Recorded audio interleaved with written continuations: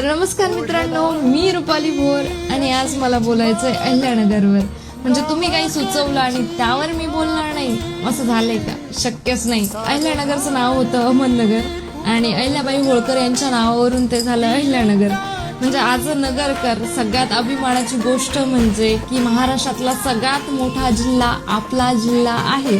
तर एकीकडे आहे शिर्डी, जिथे लाखो भक्त साईबाबांच्या दर्शनासाठी येतात, तर दुसरीकडे आहे शनी शिंगणापूर, म्हणजे तिथे लोकांच्या घरांना दरवाजेच नाही, म्हणून सगळ्या जगाला आश्चर्य वाटतं की अरे कसं काय नाही. आणि तिसऱ्या बाजूला आहे आपलं अकोले, जिथे आहे भंडारदरा, रतनगड, कळसुबाई, हरचंद्रगड, सांदनवाली. अरे काय नाही आपल्या अकोल्यामध्ये. किती अभिमानाची गोष्ट आहे की आपण अहिल्यानगर जिल्ह्यामध्ये राहतो आणि अकोले तालुक्यात जन्माला आलेलो आहोत.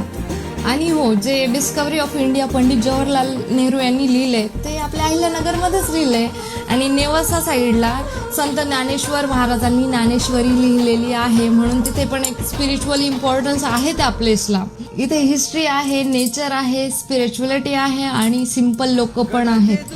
म्हणूनच बाहेरून भेट देणारे लोक म्हणतात की इथे पेस कमी आहे पण पीस मात्र जास्त आहे.